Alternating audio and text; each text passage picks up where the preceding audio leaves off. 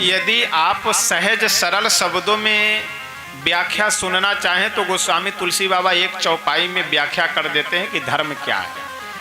और धर्म की यदि विशेष व्याख्या आप सुनना चाहेंगे तो फिर श्री मनु जी महाराज की बातों को सुनना होगा, मनुस्मृति में जाना होगा। तो संक्षिप्त में दोनों श्रवण कर लीजिए।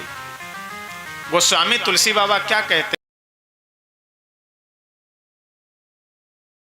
कि धर्म क्या है, बहुत सुंदर लिखते हुए कहते हैं,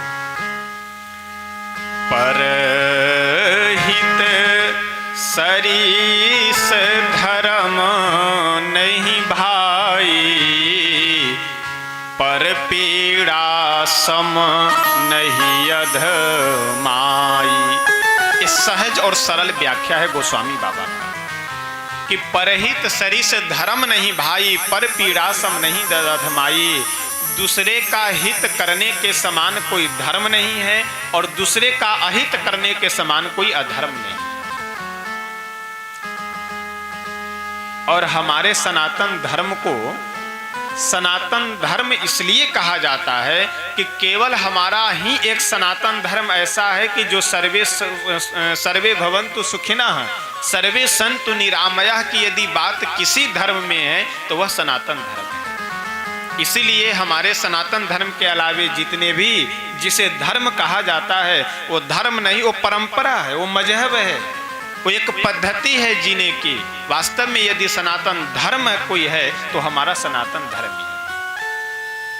सर्वे भवन्तु सुखिनः सर्वे सन्तु निरामया। अन्य धर्मों को आप मैं नाम नहीं लूंगा, अन्य धर्मों को आप जब अध्ययन करेंगे तो उसमें आपको यह सुनने पढ़ने को मिलेगा कि जो हमारे धर्म से जुड़े हैं उनका तो कल्याण होगा और जो नहीं जुड़े हुए हैं वो नरक में जाएंगे, उनका अहित हो, उनका अमंगल हो। लेकिन हमारे सनातन धर्म में यह है कि सर्वे भवन्तु सुखिनः, सभी सुखी हों, सभी प्रसन्न रहें, क्योंकि यहाँ परमार्थ की भावना है।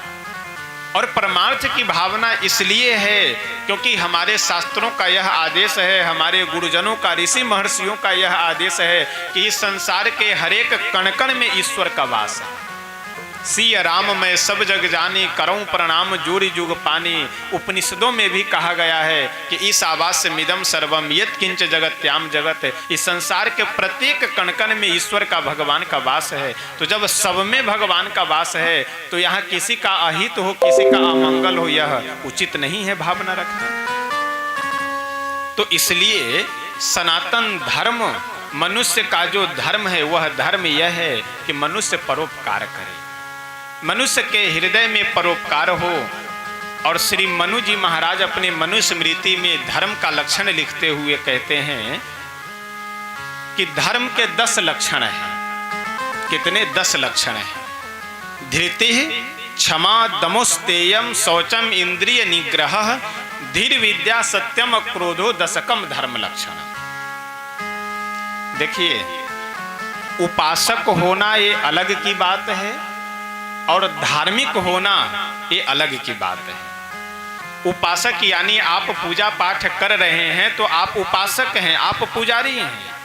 भगवान का नाम संकीर्तन कर रहे हैं, भक्ति कर रहे हैं तो आप उपासक हैं। लेकिन धार्मिक ये अलग की बात है। जैसे यदि आप धैर्यवान हैं, धृति यानी धैर्यवान होना। अगर आप धैर्यवान हैं तो आप क्या है, भले ही आप पूजा पाठ करते हो या ना करते हो, नाम जप करते हो या ना करते हो, भगवान की भक्ति करते हो या ना, इससे कोई मतलब नहीं है। यदि आप धैर्यवान हैं तो आप धार्मिक हैं। और देखिए, धैर्यवान का मतलब यह है कि यदि हम लोग अपने जीवन में धैर्य धारण कर ले तो जीवन की आधी समस्या हमारी आपकी वैसे समाप्त हो जाएगी। अब हम लोगों की समस्या क्या है कि हम लोगों का जो रिमोट कंट्रोल है वो पड़ोसी के हाथ में रहता है, दूसरों के हाथ में रहता है। यानी हम लोगों को कोई थोड़ा सा यदि सम्मान कर दे तो हम लोग प्रसन्न हो गए, सुखी हो गए, और थोड़ा सा यदि कोई अपमान कर दे तो मुंह लटका करके बिल्कुल एकदम आग बबूला हो जाते हैं कि बताओ उसने मेरा अपमान किया। यानी हमारे प्रसन्नता का, और हमारे दुखी होने का भी कारण कोई दूसरा है। जैसे टीवी अगर हमारे आपके कमरे में लगा हुआ हो तो टीवी भले ही चित्रों को दिखला रहा हो, टीवी में सारे चैनल सारे चित्र विराजमान हैं, उपस्थित हैं, लेकिन फिर भी टीवी अपने मन से कुछ नहीं दिखला सकता है। उस टीवी का रिमोट कंट्रोल कहाँ पे है? हमारे हाथ में है। इच्छा हुई तो हम न्यूज चलाने लगे, इच्छा हुई तो हम आस्था संस्कार चलाने लगे, इच्छा हुई तो हम सिनेमा देखने लगे। यानी टीवी वही दिखाएगा जो हम देखना चाहेंगे। तो हम लोग दूसरों के सम्मान देने से खुशी हो जाते हैं, सुखी हो जाते हैं, दूसरों के कुछ अपमान करने से, गाली देने से हम दुखी हो जाते हैं। इसका मतलब हमारे सुखी दुखी होने का रिमोट कंट्रोल दूसरों के हाथ में है। तो इसलिए हम लोगों को चाहिए यह कि हम अपने सुख दुख का रिमोट कंट्रोल अपने हाथ में रखें। कोई अपमान कर दिया कोई बात नहीं, उसका कर्तव्य था, वो जाने, उसका काम जाने। कोई सम्मान कर दिया कोई बात नहीं, उसकी इच्छा थी, उसका मेरे प्रति ऐसा भाव था, सम्मान कर दिया, हो गया। लेकिन थोड़ा सा यदि कोई सम्मान कर दे तो हम लोगों की प्रसन्नता का ठिकाना नहीं रहता, और थोड़ा कोई अपमान कर दे तो जीवन भर के उसके किए हुए उपकार भूल करके और केवल उसी का अपमान हम लोगों को ध्यान रहता है। तो यदि हम धैर्यवान हैं तो आप यह समझ लीजिए कि आप बहुत सारे अवगुणों से, बहुत से गलत कार्यों से बच जाएंगे यदि आपके जीवन में धैर्य है। तो कोई व्यक्ति यदि कुछ आपका बिगाड़ दिया, अब आप तत्काल जा करके उसका भी बिगाड़ कर दिए। यदि आपके मन में क्रोध आया और उस क्रोध में आप तत्काल निर्णय ले लेंगे तो वह आपके लिए नुकसानदायक होगा। देखिए, संतों का बहुत सुंदर भाव है, गुरुजनों से हमने सुना है कि कभी भी हम लोगों को क्रोध में कोई निर्णय नहीं लेना चाहिए और प्रेम में कभी भी किसी को वचन नहीं देना चाहिए। समझ गए दोनों बातों को? क्रोध में कभी भी निर्णय नहीं लेना चाहिए और प्रेम में कभी भी किसी को वचन नहीं देना चाहिए। प्रेम में अगर किसी को वचन देंगे तो आपकी स्थिति श्री दशरथ जी जैसी हो जाएगी, और क्रोध में अगर किसी को वचन देंगे तो फिर आपका जीवन बर्बाद होने से कोई रोक नहीं सकता है। तो इसलिए क्रोध में कोई निर्णय नहीं लेना चाहिए और प्रेम में कोई वचन किसी को नहीं देना चाहिए।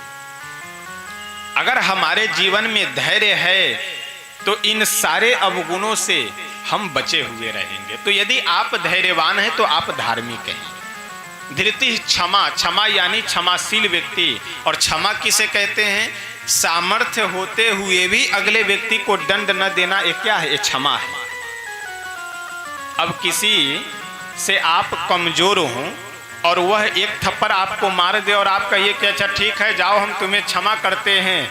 अगर आप क्षमा न करेंगे तो उसका क्या बिगाड़ लेंगे? यदि आप उसे एक थप्पड़ मारिएगा तो फिर वह 2-4 थप्पड़ आपको दे, क्यों? आपसे बलवान है। तो क्षमा का मतलब यह है कि अगले व्यक्ति को यानी अपने अपराधी को दंड देने में सामर्थ्यवान होते हुए भी अपने अपराधी को दंड न देना, ये क्षमा है। तो यह यदि यह क्षमाशीलता आपके हृदय में है तो आप धार्मिक हैं। तो धृति क्षमा दमोस्तेयम शौचम इंद्रिय निग्रह धीर विद्या सत्यम क्रोधो दशकम धर्म लक्षणम। इस तरह से श्री मनु जी महाराज धर्म के 10 लक्षण बताते हैं। विशेष अब इसमें नहीं बचेंगे, नहीं तो फिर कथा में हम लोगों को प्रवेश करना है, वहाँ देरी हो जाएगी। जैसे जैसे बीच में प्रसंग आता जाएगा वहाँ मैं धर्म के लक्षणों की चर्चा करूँगा। तो यह है सनातन धर्म। अब धर्म का मतलब आप लोग समझ गए कि अगर आपके जीवन में परोपकार है, परमार्थ है, तो आप धार्मिक हैं। और यदि मानवता जिस मनुष्य के जीवन में नहीं है, मनुष्यता जिस मनुष्य के जीवन में नहीं है, तो वह मनुष्य होते हुए भी पशु के समान है। और मानवता क्या है, इसको और अच्छे से समझने के लिए एक मैं प्रसंग सुनाता हूँ। एक किसी गांव की घटना है। एक बहुत ही बड़े जमींदार व्यक्ति थे। अपने दरवाजे पे कुर्सी लगा करके बैठे हुए थे इतने में एक प्यासा व्यक्ति आया और आकर के बोला कि अरे बाबू साहब, बहुत मुझे प्यास लगी है, एक लोटा जल मिल जाएगा। अब वह जो जमींदार व्यक्ति अपने दरवाजे पे बैठे हुए थे वो डांट करके बोले कि यहाँ कोई तुम्हारा नौकर बैठा हुआ है पानी पिलाने वाला? जब देखो तब आ गए पानी पीने के लिए। अच्छा बैठो, देखते हैं घर में कोई आदमी होगा तो बुलाते हैं। अब वह जो जमींदार व्यक्ति था वह आवाज दिया अपने घर में, अरे कोई है तो एक लोटा जल ला करके दे दो, एक व्यक्ति आया है प्यासा, पानी पिला दो इसे। अब ध्यान दीजिएगा, वह प्यासा व्यक्ति पानी की इच्छा से, जल की इच्छा से वहां बैठा हुआ है, और वह जो जमींदार व्यक्ति है, पैसे वाला व्यक्ति है, वह वहीं कुर्सी पे बैठा हुआ आवाज दे रहा है घर में कि कोई हो तो आकर के जल पिला दो। संजोग की बात कि घर में कोई सदस्य उपस्थित नहीं थे, कोई जल लेकर के आया नहीं। जब कुछ समय व्यतीत हो गया, यानी 10-15 मिनट जब समय बीता, तो वह प्यासा व्यक्ति पुनः जल की याचना करता है कि बाबू साहब बहुत तेज प्यास लगी है, एक लोटा जल पिला देते। तो जब दोबारा उस प्यासे व्यक्ति ने जल की याचना की तो वह जो जमींदार व्यक्ति था वह डांटते हुए बोला कि क्यों परेशान कर रहे हो? अरे शांति से बैठो, घर में देखते हैं कोई आदमी होगा तो बुलाते हैं, वह आकर के तुम्हें जल पिला देगा। अब ध्यान दीजिएगा, यहाँ वह प्यासा व्यक्ति खड़े हो करके हाथ जोड़ा और हाथ जोड़ करके बोला कि बाबू साहब, यदि आप बुरा न मानो तो एक बात कहूं। वह जमींदार व्यक्ति बोला, हाँ हाँ बोलो, क्या कहना चाहते हो? वह प्यासा व्यक्ति बोला कि जब से मैं आया हूं जल पीने के लिए आपके दरवाजे पर, तब से आप यही कह रहे हैं कि कोई आदमी होगा तो बुलाते हैं, कोई आदमी होगा तो बुलाते हैं। क्या आप आदमी नहीं हैं? वह प्यासा व्यक्ति बोला कि क्या आप आदमी नहीं हैं? कहने का तात्पर्य कि वह जो पैसे के अभिमान में, जमींदार होने के अभिमान में कुर्सी पे बैठा हुआ व्यक्ति आदमी तो है, लेकिन उसके अंदर आदमीयता नहीं। वह मानव तो है, लेकिन उसके अंदर मानवता नहीं। और यह मानवता मिलेगी कहाँ, यह आदमीयता आएगी कहाँ से? तो भगवान की कथा से ही आएगी। हमें क्या करना चाहिए, क्या नहीं करना चाहिए, हमारा किसके साथ कैसा व्यवहार होना चाहिए, यह कैसे संभव हो सकता है? ये किसी दुकान में, किसी बाजार में या कहीं पे भी आपको यह प्राप्त नहीं हो सकता है। गुण, यह जो सद्गुण है, यह सद्गुण आपको, हमें भगवान की कथा से ही मिल सकती है। कहने का तात्पर्य कि आप सब आज से 7 दिनों तक कथा श्रवण करेंगे। इसके बाद भी जहाँ कहीं भी आप सबको समय मिले अवश्य कथा सुनिए, लेकिन उस कथा में दोनों प्रसंगों पे ध्यान रखिए, आध्यात्मिक पक्ष भी और व्यवहारिक पक्ष भी। क्योंकि भगवान की कथा अपने व्यवहार को सही करने के लिए भी और अपने अध्यात्म पक्ष यानी भक्ति भाव को भी सही करने के लिए भगवान की कथा हम लोगों को श्रवण करनी चाहिए। श्रीमद् भागवत महापुराण इस ग्रंथ का नाम है।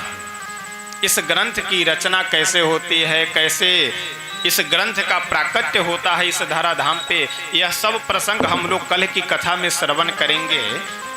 आज केवल हम लोग थोड़ा सा नाम पे चर्चा कर करके फिर आगे बढ़े। इस ग्रंथ का क्या नाम है? श्रीमद् भागवत महापुराण। हमारे सनातन धर्म में 18 पुराण हैं। 18 पुराणों में से 17 पुराण एक केवल पुराण है।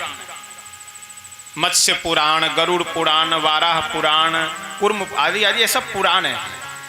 लेकिन श्रीमद् भागवत एक क्या है? महापुराण है। महापुराण देखिए, अपने संस्कृत जगत में, वैसे संस्कृत की ज़्यादा मैं मिथिला में चर्चा नहीं करना चाहता, क्योंकि मिथिला में संस्कृत के विद्वानों का तो भरमार रहता है, तो कहीं फंस जाए तो। लेकिन हम पहले ही क्षमा याचना कर लेते हैं कि अगर कहीं भूल चूक हो तो उसे आप सही कर लीजिएगा। तो महापुराण शब्द जो है, तो सब मैं निवेदन कर रहा था कि संस्कृत में 2 तरह के शब्द होते हैं। एक स्वतंत्र शब्द और एक सामासिक शब्द।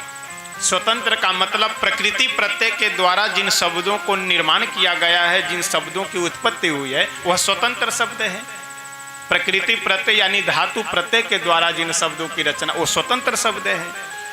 और शब्द, कई शब्दों को मिला करके एक शब्द जहां बनाया जाता है उसे सामासिक शब्द कहते हैं। जैसे अभी जब श्लोक आएगा तो वहां मैं निवेदन करूंगा कि सच्चिदानंद शब्द, ये क्या है? ये सामासिक शब्द है। इसमें द्वंद्व, सत अलग है, चित्त अलग है और आनंद अलग अलग है। ये स्वतंत्र शब्द है तीनों, लेकिन तीनों को मिलाकर के सच्च, चिच्च, ज्ञानश्च, सच्चिदानंद, ये द्वंद्व समास कर करके इस शब्द का निर्माण करते हैं। तो ये जो महापुराण है, ये महापुराण में भी, ये महापुराण शब्द भी सामासिक शब्द है। महान चासौ पुराणश्च महापुराण। 17 पुराण क्या है? वो केवल पुराण है। और श्रीमद् भागवत जी क्या है? ये महापुराण है। महापुराण क्यों है? क्योंकि इस पुराण में भक्त की भी कथा है और भगवान की भी कथा है। अन्य पुराणों में बस थोड़ा बहुत कहीं भगवान की कथा हुई तो हुई, और नहीं तो लगभग तुरंत फिर आगे बढ़ जाते हैं। कहीं 2-3 अध्यायों में, कहीं 10 अध्यायों में, कहीं बहुत ज़्यादा है तो 25-30 अध्यायों में भगवान का प्रसंग वर्णन किए, उसके बाद केवल इधर उधर की बातों का प्रसंग वर्णन है। लेकिन श्रीमद् भागवत महापुराण में भगवान के 24 अवतार के प्रसंग हैं। भगवान के जितने अनन्य भक्त हुए हैं, लगभग सभी भक्तों की कथाएं वर्णित है।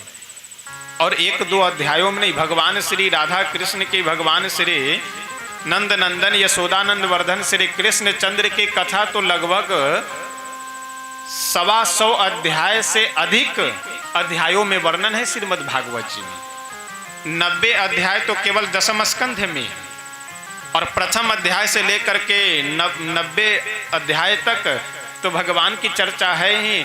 आगे 11 और 12 स्कंधों में भी कुछ अध्यायों को छोड़ करके बाकी लगभग अध्यायों में केवल भगवान की कथा है। तो इसलिए यह ग्रंथ क्या है? ये महापुराण है। अन्य जितने भी ग्रंथ हैं, वे अन्य ग्रंथ का मतलब जो 17 पुराण है वो केवल पुराण है। और ये क्या है? महांस चासौ पुराणश्च महापुराण है। यानी इस पुराण की विशेषता यह है, यह पुराण केवल पुराण नहीं, ये महापुराण है। और महापुराण इसलिए है कि इसमें भगवान की कथा और भगवान के भक्तों की कथा, भगवान के भक्ति की चर्चा और गुरु की चर्चा। और हमारे यहाँ प्रसिद्ध है कि भक्ति, भक्त, भगवंत, गुरु चतुर नाम वपुएक, इनके पद वंदन किए नासे विघ्न अनेक। तो इस ग्रंथ की विशेषता यह है कि भक्ति की चर्चा तो आज ही हम सब लोग महात्म्य में श्रवण करेंगे। भक्ति, भक्त, अरे भक्त का क्या कहना? प्रहलाद जी, श्री ध्रुव जी, भगवान के अनन्य सखा ग्वाल बाल, वृंदावन के ब्रज के निवासी गोप गोपियां, गाय बछड़े, पशु पक्षी, घास वृक्ष, लता पताएं, जितने, ये सब तो भगवान के भक्त ही है ना। भक्ति, भक्त, भगवंत, और भगवंत तो साक्षात हमारे नंद नंदन है ही। और गुरु वैसे तो भगवान सबके गुरु हैं ही, लेकिन गुरु का इस जीवन में महत्व क्या है, गुरु की आवश्यकता क्या है और किन्हें गुरु बनाना चाहिए, यह प्रसंग यदि आपको सबसे अधिक किसी ग्रंथ में चर्चा मिलेगी तो श्रीमद् भागवत महापुराण में। अंतिम 3-4 अध्यायों में श्रीमद् भागवत जी में जब दत्तात्रेय जी का प्रसंग आता है तो दत्तात्रेय जी 24 गुरु बनाते हैं। 24 गुरु बनाने का मतलब किसी से दीक्षा लेने के लिए नहीं कहे, जहां से कुछ ज्ञान प्राप्त हुआ उसे गुरु स्वीकार कर करके वहां से आगे बढ़ जाते हैं। और शास्त्रों में तो कहा गया है कि एकाक्षर प्रदातारम यो गुरुम नहीं मन्यते, स्वान जन्म सतम लब्ध्वा नरकैव जन्मते पुनः। यदि एक अक्षर देने वाले व्यक्ति को भी अगर वो व्यक्ति कोई गुरु नहीं मान रहा हो तो उसे कुत्ते के जन्म में जाना पड़ता है। तो इसलिए गुरु दो तरह के होते हैं, एक आध्यात्मिक गुरु, एक लौकिक गुरु और एक अलौकिक गुरु। तो अलौकिक गुरु का मतलब यह है कि जिनसे हमें भगवत प्राप्ति का मार्गदर्शन मिल रहा हो, और लौकिक गुरु वह है कि जिनसे हमें जीवन जीने की शिक्षा मिल रही हो। ये दोनों गुरु होते हैं। गुरु किन्हें बनाना चाहिए, किन्हें बनाया जा सकता है, गुरु कैसे होने चाहिए, ये सारे प्रसंग जितने भागवत जी में आपको वर्णन मिलेंगे उतने कहीं मिलेंगे नहीं। तो इसलिए इस ग्रंथ को भागवतकार महापुराण के नाम से कहते हैं। श्री वेदव्यास जी महापुराण की संज्ञा देते हैं। और भागवत नाम भी बड़ा सुंदर है अपने आप में। भागवत शब्द जो है ये भगवत शब्द से निष्पन्न शब्द है। यानी भागवत शब्द की व्युत्पत्ति इस तरह से है कि भगवता प्रोक्तम भागवतम, पहला कि भगवान ही जिसे स्वयं अपने श्रीमुख से गाए हुए हूं वह है भागवत। अब अभी जब प्रथम स्कंद की कथा प्रारंभ होगी,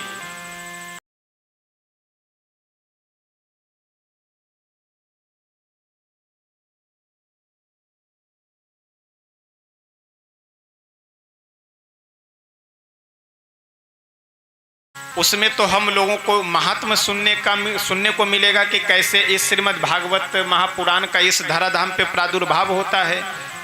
और जब द्वितीय स्कंध में हम लोग प्रवेश करेंगे तो द्वितीय स्कंध के लगभग 9वें अध्याय में यह प्रसंग आता है कि भगवान नारायण स्वयं चतुश्लोकी भागवत के माध्यम से ब्रह्मा जी को यह समझाते हैं, उपदेश देते हैं चतुश्लोकी भागवत का। और वह चतुश्लोकी भागवत ब्रह्मा जी नारद जी को बताए, नारद जी वेदव्यास जी को, और वेदव्यास जी उस चतुश्लोकी भागवत के ही प्रसाद स्वरूप 18,000 श्लोकों का इतना बृहद ग्रंथ निर्माण करते हैं। इसका मतलब यह है कि भगवता प्रोक्तम भागवतम, यानी यह श्रीमद् भागवत महापुराण भगवान के श्रीमुख से निकला हुआ पुराण है। भगवता प्रोक्तम भागवतम व्युत्पत्ति समझ गए आप लोग। अब दूसरी व्युत्पत्ति ये करते हैं कि भगवतः इदम भागवतम। भगवतः ये षष्ठी के एक वचन का रूप है कि भगवतः इदम, यानी भगवान का जो हो वह है भागवत। इसलिए हमारे यहाँ भगवान के जो अनन्य भक्त हुए हैं उन्हें क्या कहते हैं कि ये परम भागवत है। परम भागवत का मतलब भगवान के भक्त हैं। भगवतः इदम भागवतम, इससे जब हम इस भागवत शब्द को बनाएंगे तो व्याकरण का एक सूत्र है ना, तस्सेदम। तस्सेदम से यहाँ अण प्रत्यय कर करके और आदि वृद्धि कर करके तब भागवत शब्द की व्युत्पत्ति होगी। यानी भगवत है, आदि वृद्धि करेंगे तो भ को भा हो जाएगा, और अण वाला जो अ बचा हुआ है वो त में मिल करके भागवत शब्द निष्पन्न हो जाएगा। भगवतः इदम यानी जो भगवान का हो, यह ग्रंथ ही भगवान का है। और अभी महात्म में जब हम लोग प्रवेश करेंगे तो वहां श्रवण करेंगे कि तेने यम बांगमयी मूर्ति, जैसे मंदिर में हम लोग जाकर के भगवान की प्रतिमा का दर्शन करते हैं, उसी तरह से यह श्रीमद् भागवत महापुराण जो है ये कोई पुस्तक नहीं है, ये लिखे हुए जितने भी श्लोक हैं ये कोई अक्षर नहीं है, ये साक्षात हमारे नंद नंदन का श्री विग्रह है। और श्री विग्रह ये वांगमयी मूर्ति है, शब्दमयी मूर्ति है। एक बहुत सुंदर प्रसंग है, आता है कि एक बहुत ही भगवान के अनन्य भक्त हुए हैं, ब्राह्मण कुल में उनका जन्म हुआ था, जगन्नाथपुरी के पास वह निवास करते थे। श्रीमद् भगवत गीता पे वह टीका लिख रहे थे, और टीका लिखते हुए एक श्लोक है श्रीमद् भगवत गीता का कि अनन्यास चिंतयन्तो माम ये जनाः पर्युपासते तेषां नियुक्ता तेषां अनन्यास चिंतयन्तो माम ये जनाः पर्युपासते, यानी जो अनन्य हो करके हमारी उपासना करते हैं उन सब की तेषां नित्याभियुक्ता नाम योगक्षेमं वहाम्यहम्। योगक्षेमं वहाम्यहम्, यहाँ वहाम्यहम् का अर्थ यह होता है, वहाम्यहम् मतलब वहन करने वाले, यानी जो ला करके दे। ध्यान दीजिएगा, वहाम में हम और ददाम में हम दोनों में अंतर है। ददाम में हम का मतलब दे देना, अब आप आइए उठा करके ले जाइए। जैसे उदाहरण से समझ लीजिए कि हमने कोई वस्तु आपको दी, अब आपको हम फोन करके बोल दिए या कहीं सामने मिले तो बोल दिए कि भाई साहब आपका गेहूं एक बोरी रखा हुआ है हमारे घर पे, आप आ करके उसे ले जाइएगा। ये क्या हुआ? ये ददाम में हम हुआ। और उस गेहूं को यदि हम अपने माथे पे उठा करके आपके घर तक पहुंचा दिए तो ये क्या हुआ? ये वहाम में हम हुआ। तो भगवत गीता में तो भगवान ये कहते हैं कि वहाम में हम का मतलब पहुंचाना। तो ये जो विप्र देवता थे, जो पंडित जी थे, जो टीका लिख रहे थे, इनके घर में बहुत अभाव था। पढ़े लिखे विद्वान थे, टीका लिख रहे हैं भगवत गीता पे, लेकिन यहाँ ये स्थिति थी घर में कि एक टाइम भोजन बनाने के लिए कोई सामग्री नहीं थी। तो भगवान के इस वाक्य को वह काट दिए, यानी वहाम में हम को हटा करके वहाँ ददाम में हम कर दिए वह पंडित जी, कि भगवान देते तो हैं लेकिन पहुंचाते नहीं। अगर पहुंचाते होते तो हमारे घर में आकर के पहुंचा देते। अब उसे काट करके वहां से गए स्नान करने के लिए, और वहां से नदी में पास में ही जो सरोवर था वहां स्नान करने गए। और इधर प्रभु किए क्या कि एक छोटे से 10-12 वर्ष के बालक का बढ़िया गौर वर्ण रूप बना करके, जब ठाकुर जी ही स्वयं बालक का रूप बना करके आवे तो फिर कहना क्या है। उनके गाल पे एक चिन्ह जैसे किसी को थप्पड़ से मार दिया जाए या किसी लकड़ी से अगर खींच दिया जाए तो जैसे गाल पे चिन्ह हो जाता है, उसी तरह से चिन्ह हो चुका था।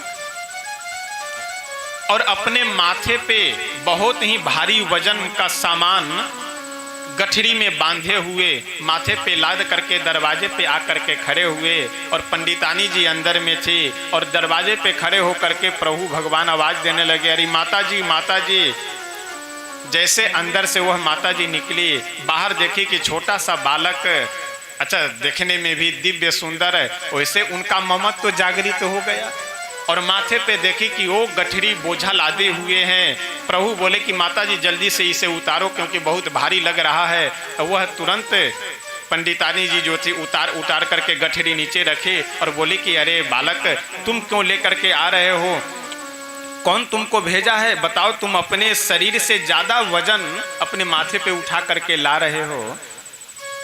वह भगवान जो छोटे से बालक का वेश बना करके आए थे, वह बोले कि माता जी, ये पंडित जी हमको भेजे हैं कि जा करके हमारे घर पे पहुंचाइए। अब तो इनका पारा बिल्कुल हाई हो गया कि बताओ, छोटे से बालक।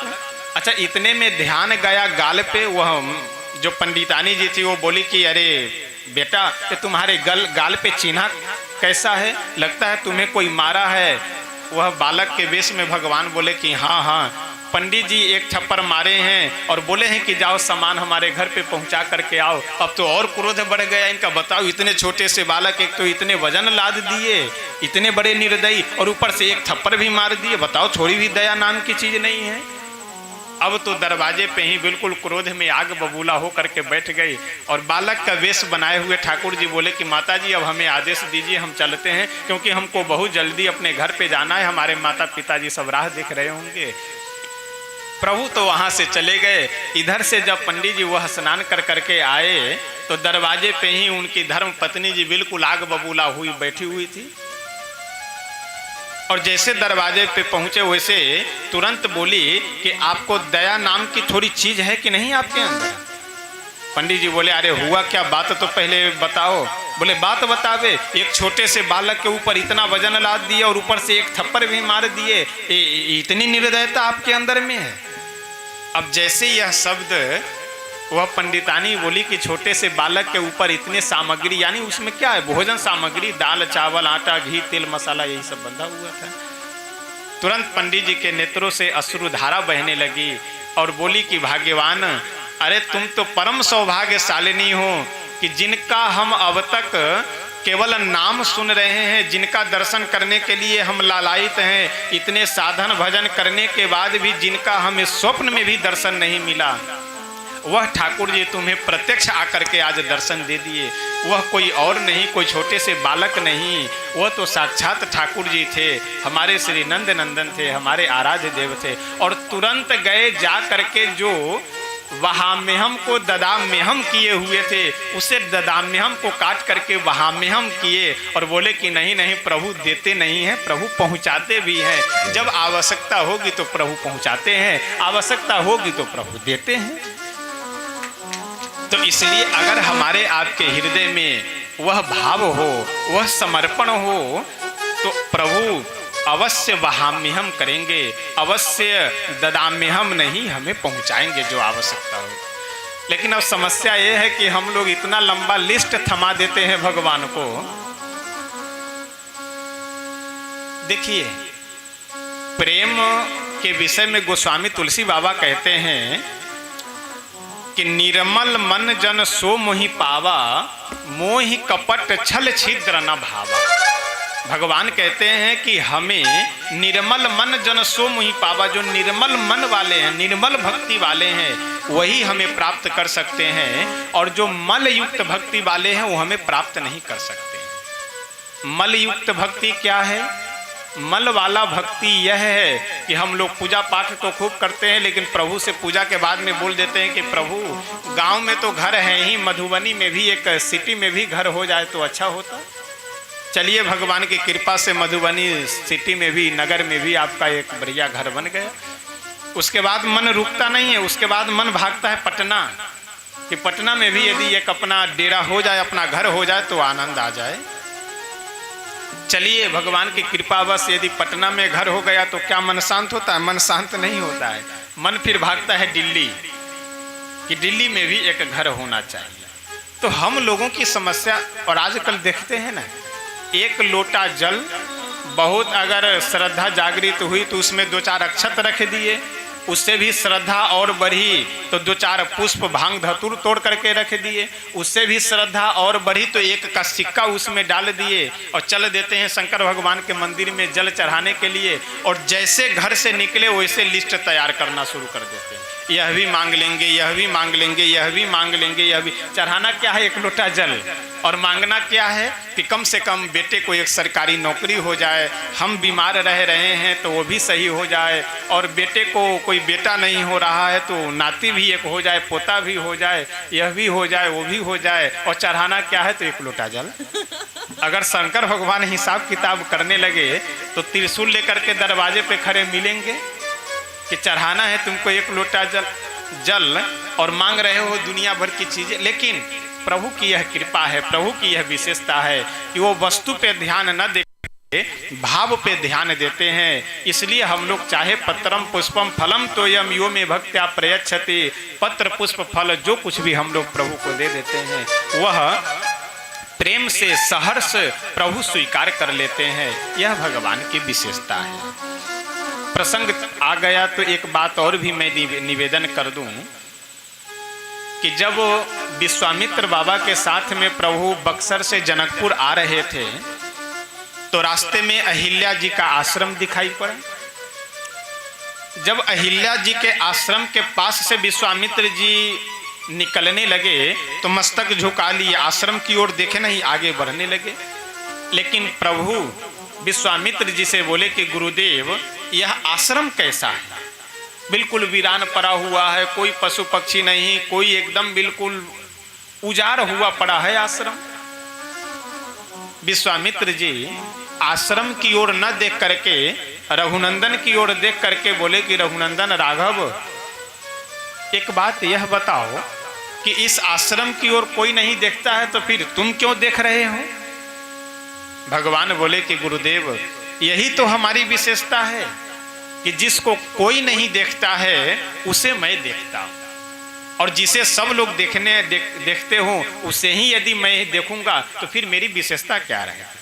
मेरी विशेषता यही है कि मैं जिसे कोई नहीं देखता है उसे मैं देखता हूं, और जिसे एक बार देख दिया उसे जब तक कल्याण न कर दूं तब तक फिर छोड़ता भी नहीं। दोनों बातें हैं।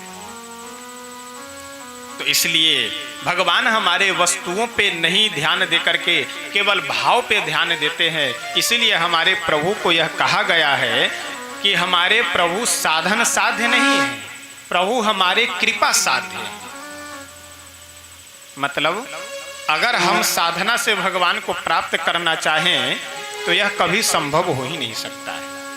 प्रभु कृपा साध्य हैं, वह कैसे कृपा करेंगे, कब कृपा करेंगे, यह तो उन्हीं के ऊपर निर्भर है। श्री बिंदु जी महाराज का एक भजन है कि न जाने कौन से गुण पे दया निधि रीझ जाते हैं, यही सब वेद कहते हैं, यही सदग्रंथ गाते हैं, न जाने कौन से गुण पे दया निधि रीझ जाते हैं। श्रीमद् भागवत इस ग्रंथ का नाम है, यानी भगवतः इदम भागवतम, जो भगवान का हो वह साक्षात भागवत जी है, और जो साक्षात भगवान ही हो वह भागवत जी है। तो इसलिए इस ग्रंथ का नाम श्रीमद् भागवत महापुराण है। देखिए, संतों के अलग अलग भाव हैं, विद्वानों के अलग अलग भाव हैं। श्रीमद् भागवत जी में तो राधा शब्द कहीं पे नहीं है, वेदव्यास भगवान राधा शब्द का प्रयोग नहीं कहीं करते हैं, लेकिन व्याकरण की दृष्टि से व्याकरणी लोग अपने जगह जगह राधा शब्द को बना देते हैं, शब्दों को इधर उधर तोड़ मरोड़ कर करके, क्योंकि व्याकरण में सब रास्ते खुले हुए हैं। तो इसलिए राधा शब्द का प्रयोग नहीं करते हैं। इसके पीछे विद्वानों के अपने भाव हैं कि श्री वेदव्यास जी राधा जी को गुरु के स्वरूप मानते हैं, इसलिए राधा शब्द का नाम, गुरु का नाम लेना उचित नहीं है अपने से। देखिए, आत्म नाम गुरुर नामा नामानि कृपणस्य च, अपने माता पिता का, अपने गुरु का, अपने से श्रेष्ठ जनों का नाम नहीं लेना चाहिए। यह हमारे यहाँ की परंपरा है। इसलिए गुरु समझ करके वेदव्यास भगवान राधा जी का नाम नहीं लेते हैं। लेकिन विद्वान लोग, व्याकरणी लोग व्याकरण के प्रभाव से, व्याकरण के कारण ये जगह जगह अपने नामों को बदल करके राधा शब्द को बताते भी हैं। और कुछ ऐसे विद्वानों का भाव है कि श्री शब्द जो है, यह श्री शब्द प्रारंभ में श्री राधा जी का ही वाचक शब्द है। श्रीमत यानी श्रीमत ये संस्कृत है, इसका हिंदी में होगा श्रीमान। श्री यानी राधा जी और मत मान यानी हमारे श्री नंद नंदन जी। भागवत यानी भगवान के भक्त, महापुराण यानी हमारे गुरु, यानी भक्ति भक्त भगवंत गुरु चतुर नाम वपु एक। श्रीमद् भागवत महापुराण इस शब्द में ही चारों को समाहित कर देते हैं। इसलिए अब बहुत इसमें हम लोग व्याख्या में न रख करके संक्षिप्त रूप में सुनकर आगे बढ़ेंगे। श्रीमद् भागवत महापुराण के सर्वप्रथम महात्म का वर्णन करते हुए भागवतकार पद्म पुराण के 6 अध्यायों में इस श्रीमद् भागवत महापुराण के महात्म का वर्णन करते हैं। महात्म के सर्वप्रथम अध्याय के प्रथम श्लोक में बहुत सुंदर वंदना करते हुए भागवतकार कहते हैं, सच्चिदानंद रूपाय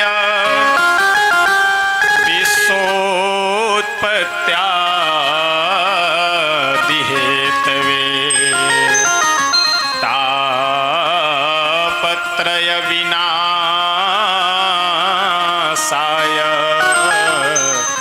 श्री कृष्णाय वयं नुमः। सच्चिदानंद रूपाय विश्वोत्पत्त्यादि हेतवे तापत्रय विनाशाय श्री कृष्णाय वयं नुमः।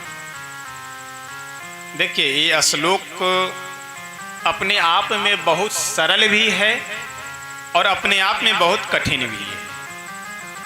अगर विद्वता पूर्ण दृष्टि से इस श्लोक में आप प्रवेश किए तो बहुत कठिन है, बहुत लंबी व्याख्या है। और भक्ति और सहज सरल भाव से यदि आप इस श्लोक में प्रवेश करेंगे तो बहुत सरल श्लोक भी है। मैं अभी निवेदन कर रहा था कि शब्द 2 तरह के होते हैं, एक स्वतंत्र और एक दूसरे सामासिक। तो ये सच्चिदानंद क्या है? ये सामासिक शब्द है। सच्चिदानंद में 3 है, सत है, चित है और आनंद है। सच्च, चिच्च और आनंदश्च सच्चिदानंद, यानी हमारे भगवान श्री कृष्ण कैसे हैं? तो सच्चिदानंद है, सत्स्वरूप हैं। चित्त, चित्त कहते हैं ज्ञान को, ज्ञान स्वरूप हैं। और आनंद यानी आनंद स्वरूप है। और देखिए, यह संसार में हम लोगों के पास जितने भी आनंद है, जिसे हम लोग आनंद और सुख कहते हैं, यह सब केवल भगवान क्या है? आनंद के समुद्र हैं। और उस आनंद रूपी समुद्र के एक बूंद रूपी आनंद से ही हम लोग आनंदित हैं, पूरे संसार के लोग। यानी आप विचार कीजिए कि पूरे ब्रह्मांड में जितना आनंद है, ये सब आनंदों को मिला दीजिए तो भगवान जो आनंद रूपी समुद्र है, उस आनंद रूपी समुद्र के एक बूंद मात्र जल केवल है यह, जो पूरे ब्रह्मांड का आनंद है। और हम लोगों की विडंबना ये है कि जहाँ जो मिलता है वहाँ हम लोग न खोज करके, जहाँ जो नहीं मिलने वाला है वहाँ हम लोग खोजते हैं। यानी मिठाई की दुकान पे जा करके हम लोग पुस्तक मांगते हैं, और पुस्तक की दुकान पे जा करके हम लोग मिठाई मांगते हैं। मतलब यह है कि संसार में हम लोग सुख खोजते हैं, और भगवान में हम लोग दुख के समस्या का समाधान खोजते हैं। लगता है अभी नहीं समझे। यानी आनंद हम लोगों को भगवान के पास मिल सकता है, तो वहाँ हम लोग आनंद न खोज करके संसार में आनंद खोजते हैं। और जहाँ पे हम लोगों को दुख मिल सकता है, यहाँ हम लोग सुख खोज रहे हैं, और जहाँ पे सुख मिलता है वहाँ हम लोगों को दुख लगता है। यानी किन्हीं से कह दीजिए कि भैया 10 मिनट कम से कम समय निकाल करके आप भगवान का नाम जप कीजिए। अच्छा, क्या बतावे, इतना काम है कि फुर्सत ही नहीं है। और अधिकतर लोगों की ये भाषा रहती है कि बस कुछ नहीं, हम बस कुछ ऐसे काम है, वो काम खत्म हो जाए, उसके बाद तो फिर भजन ही भजन करना है। एक बेटी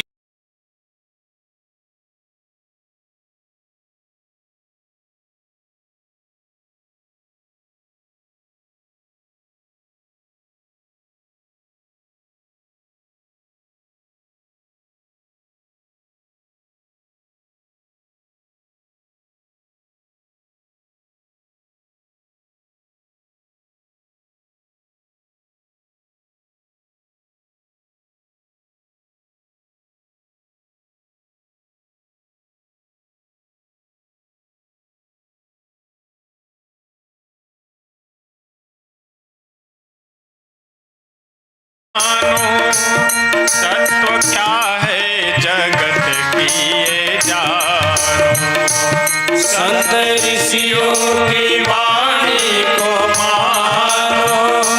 तत्व क्या है जगत का ये जानो, उसका 84 फंद जाए कट है, उसका 84 लाख जाए फंद है। उसे हर घड़ी आनंद ही आनंद है, जिसके जीवन में सत्संग है, उसे हर घड़ी आनंद है आनंद।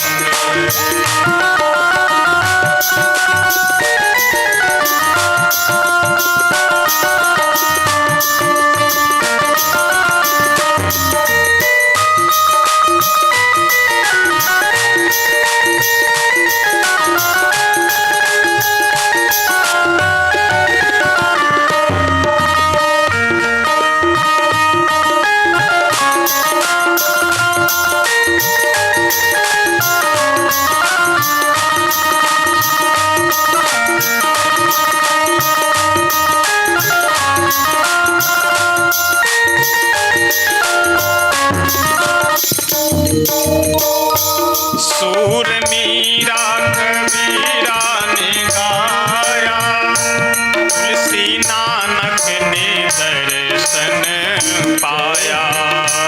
सूर मीरा कबीरा ने गाया, तुलसी नानक ने दर्शन पाया।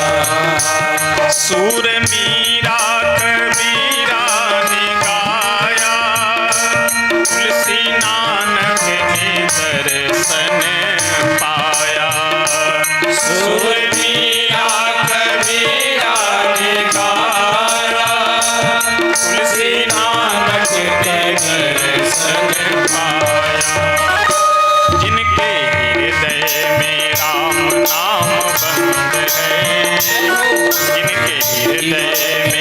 राम नाम बंद है। जिनके हृदय में कृष्ण नाम बंद है, जिनके हृदय में कृष्ण नाम बंद है, उसे हर घड़ी आनंद ही आनंद है।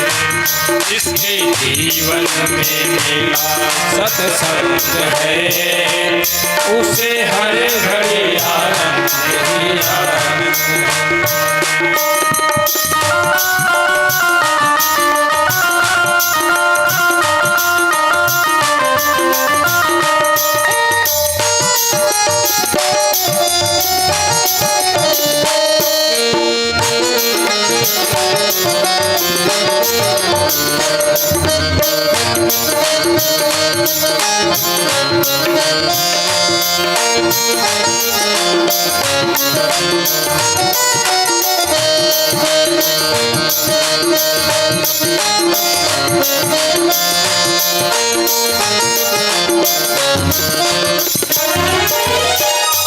जिसका हरि से जुड़ा संबंध है, उसे हर घड़ी आनंद ही आनंद है। जिसका हरि से जुड़ा संबंध है, उसे हर घड़ी आनंद ही आनंद है। जिसके जीवन में मिला सत्संग है, उसे हर घड़ी आनंद ही आनंद है। जिसके मिला सत्संग है, उसे हर घड़ी आनंद ही आनंद है। जिसके जीवन में मिला सत्संग है, उसे हर घड़ी आनंद ही आनंद है। जीवन में मिला सत्संग है, उसे हर घड़ी आनंद ही आनंद है। श्री राधा कृष्ण भगवान की जय। यदि हम में योग्यता है, यदि हम में पात्रता है, तो हमें भगवान का दर्शन अवश्य प्राप्त हो सकता है। लेकिन आज समस्या यह है कि व्यक्ति अपने आप को पात्र नहीं बनाना चाहता है, केवल वस्तु को प्राप्त करना चाहता है। वो चाहे किसी पद की बात हो, किसी प्रतिष्ठा की बात हो, अथवा भगवान को देखने की, दर्शन करने की बात हो, अथवा उन्हें पाने की बात हो, व्यक्ति बिना पात्र बने ये सब पाना चाहता है। पात्र बनने का मतलब यह है, और देखिए, जिसे हम नहीं जानते हैं इसका मतलब यह नहीं कि वह व्यक्ति गलत हो। अब आपसे हमारा परिचय नहीं है, आपको हम नहीं जानते हैं, तो इसका मतलब क्या है कि हम आपको गलत कहें?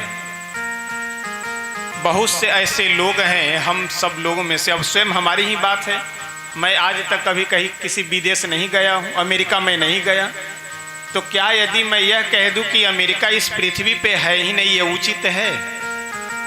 अब हमारी समझ से हमारे पास पैसे नहीं है, वीजा नहीं है जाने के लिए, क्यों वहाँ पे जाएं?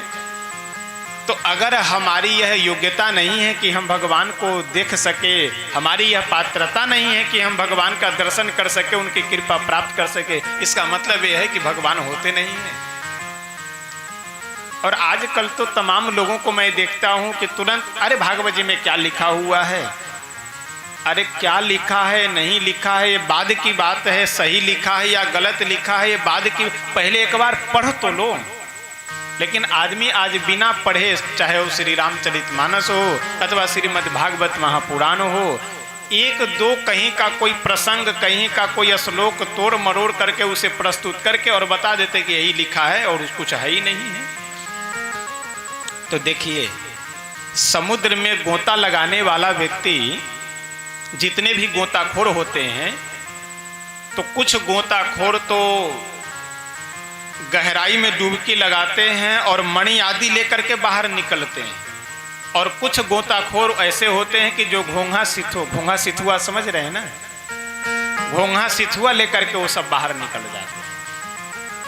तो ये हमारी आपकी विशेषता है। ये आपके ऊपर निर्भर करता है कि आप श्री रामचरितमानस रूपी समुद्र में, श्रीमद् भागवत रूपी समुद्र में यदि डुबकी लगाते हैं तो आप मणि लेकर के निकलते हैं कि घोंघा सिथू लेकर के निकलते हैं। तो इसलिए विशेषता यह है कि मणि लेकर के निकला जाए। श्रीमद् भागवतकार बहुत सुंदर वर्णन करते हुए कहते हैं कि सौनकादिक 88,000 ऋषि नैमिषारण्य, जो वर्तमान समय में उत्तर प्रदेश के सीतापुर डिस्ट्रिक्ट में नैमिषारण्य तीर्थ विराजमान है, उस नैमिषारण्य तीर्थ में 88,000 सौनकादिक ऋषि 1,000 वर्षों तक चलने योग्य यज्ञ का ये सब आयोजन किए हुए हैं। और उनके यज्ञ में सब व्यवस्थाएं हैं, सब लोग उपस्थित हो चुके हैं, यज्ञ भी बहुत निर्विघ्नता पूर्वक संपन्न हो रहा है। लेकिन 88,000 सौनकादिक ऋषि चिंतित हैं। चिंतित क्यों हैं? क्योंकि भगवान की कथा नहीं हो रही। लेकिन सबके उर अंतर बसहूँ जानहूँ भाय कुभाय, भगवान सबके हृदय में बसने वाले हैं। जब देखे कि सौनकादिक ऋषि हमारी कथा सुनने के लिए लालायित हैं, उत्सुक हैं, इच्छुक हैं, उनके अंदर में यह लालसा है कि हम भगवान की कथा सुने, तो चलो कथावाचक भेज दे रहे हैं।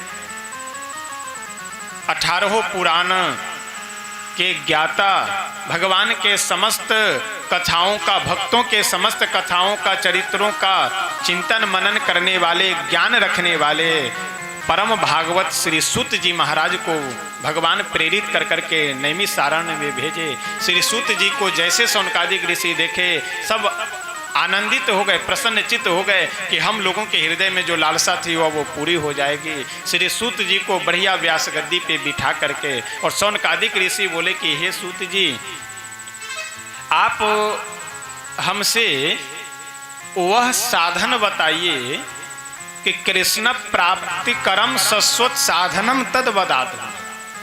वह साधन हमें बताइए कि जिससे भगवान श्री कृष्ण की अत्यंत शीघ्रता पूर्वक प्राप्ति हो जाए।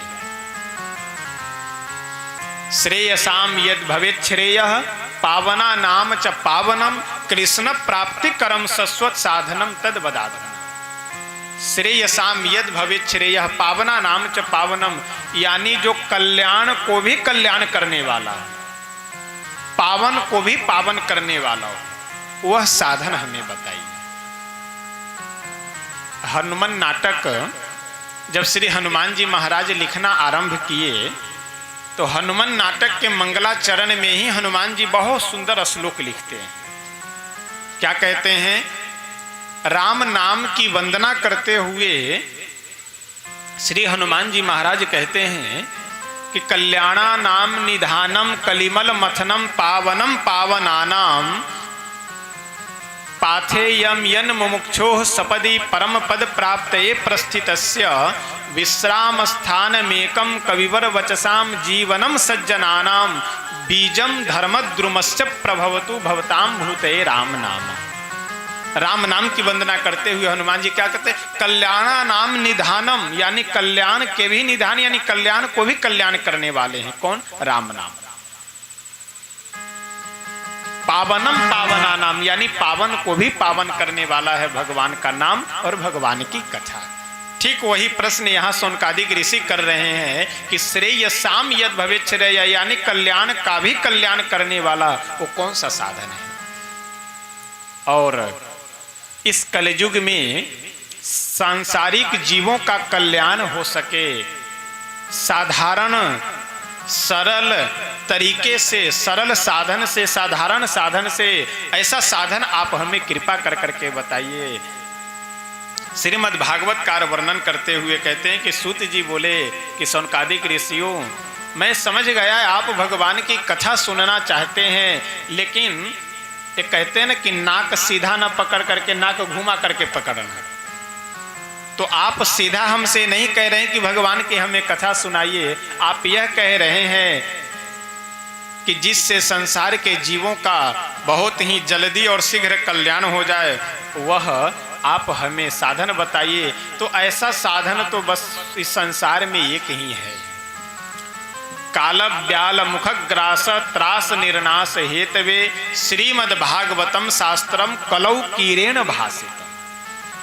अगर आप ऐसा साधन पूछना चाहते हैं कि जो साधन कृष्ण प्राप्ति कर्म शाश्वत शाश्वत कहते हैं, अति शीघ्र और निश्चित। देखिए, कार्य साधन में दो विचार रहते हैं लोगों के। जैसे मान लीजिए कोई आप बिजनेस करने जा रहे हैं, कोई काम कर रहे हैं, उसमें दोनों बातें हैं, वह कार्य सफल भी हो सकता है और कार्य विफल भी हो सकता है। लेकिन काम ऐसा होना चाहिए जिसमें विफलता बिल्कुल नहीं, सफलता निश्चित हो। शाश्वत का मतलब अधिक शीघ्र और निश्चित ही कल्याण हो करने वाला साधन, वह साधन हमें बताइए। सूत जी महाराज बोले कि ऐसा है, इस संसार में जितने भी जीव मात्र हैं ये सभी ग्रास हैं, भोजन है। किनके? तो काल रूपी सर्प के, नाग के, ये जितने भी मनुष्य रूपी। अच्छा, यहाँ बड़ा सुंदर उदाहरण दे रहे हैं। सर्प क्या करता है? सर्प चबा करके किसी को नहीं खाता है, चूहे आदि या मेढक को, सीधा निगल जाता है। कितना सुंदर संकेत है। मृत्यु भी क्या है? एक किसी को धीरे धीरे शरीर को नहीं काट करके खत्म करती है, एकाएक निगल जाती है। पता लगे रात्रि में आपके साथ में बैठकर भोजन किए थे और सुबह में फोन आया कि चल बसे, मोटरसाइकिल लेकर के निकले मधुबनी के लिए, और पता लगा कि 5 मिनट बाद फोन आता है कि रास्ते में एक्सीडेंट हो गया, चल बसे। यानी इसे क्या कहते हैं? निगलना, एकदम निगल खत्म कर दिए तत्काल। मृत्यु की भी तो यही दशा है ना। नीति शास्त्र का एक बहुत सुंदर श्लोक है कि अजराम रवत प्राज्ञो विद्यामर्थं च चिंतयेत गृहीत इव केशेषु मृत्युना धर्ममाचरेत।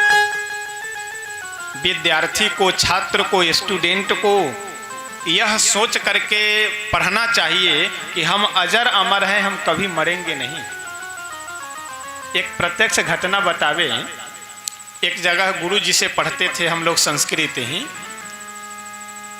तो साथ में एक विद्यार्थी और पढ़ रहा था। वो थोड़े दिमाग का मोटा था, यानी हल्के दिमाग का था, लेकिन फिर भी पढ़ने के लिए उसके माता पिता भेजते थे, वो पढ़ने आता था। एक दिन की बात है, वो 2-3 दिनों तक पढ़ने नहीं आया। अब जो गुरुजी थे वो पता करवाए कि अरे देखो पढ़ने नहीं आ रहा है। एक दिन की बात, रास्ते में वो संजोग से कहीं जा रहा था, मिल गया। और गुरुजी बोले कि क्यों, तुम पढ़ने क्यों नहीं आते हो? वह बोला कि ऐसा है गुरुजी, पढ़तन सेहू मरतन और न पढ़तन सेहू मरतन। यानी जो व्यक्ति पढ़ेगा वो भी मरेगा, जो नहीं पढ़ेगा वो भी मरेगा, तो क्या होगा पढ़ करके, इसलिए हमको नहीं पढ़ना है। और कितना उच्च कोटि का ज्ञान है। पढ़ने वाला भी व्यक्ति मरेगा, नहीं पढ़ने वाला भी व्यक्ति मरेगा, कमाने वाला भी व्यक्ति नहीं मरेगा, और नहीं कमाने वाला भी व्यक्ति मरेगा। इसका मतलब कमाना धना बंद, पढ़ाई लिखाई सब बंद, खाना पीना बंद। ज्ञान तो सही है, लेकिन ज्ञान को हम समझ कैसे रहे हैं यह हमारे ऊपर निर्भर करता है। अब विद्यार्थी यदि यह सोच ले कि एक दिन मर जाना है, तो पढ़ाई में उसका मन लगेगा। तो विद्यार्थी को, छात्र को यह सोच करके पढ़ना चाहिए कि हम कभी नहीं मरेंगे, हम अजर अमर हैं। तो पढ़ सकता है, मेहनत कर सकता है। और एक मनुष्य को यह सोच करके भगवान की भक्ति करनी चाहिए, धर्म का आचरण करनी चाहिए कि मृत्यु हमारी बालों को पकड़ रखी है, कब झटक दे कोई ठीक नहीं है।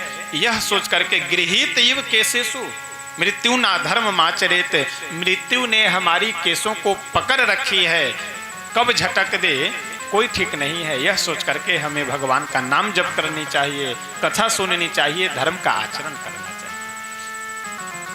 सूत जी कहते हैं कि काल ब्याल मुख ग्रास, जितने भी जीव मात्र हैं इस संसार में, ये सारे के सारे जीव काल रूपी ब्याल के मुख का ग्रास हैं।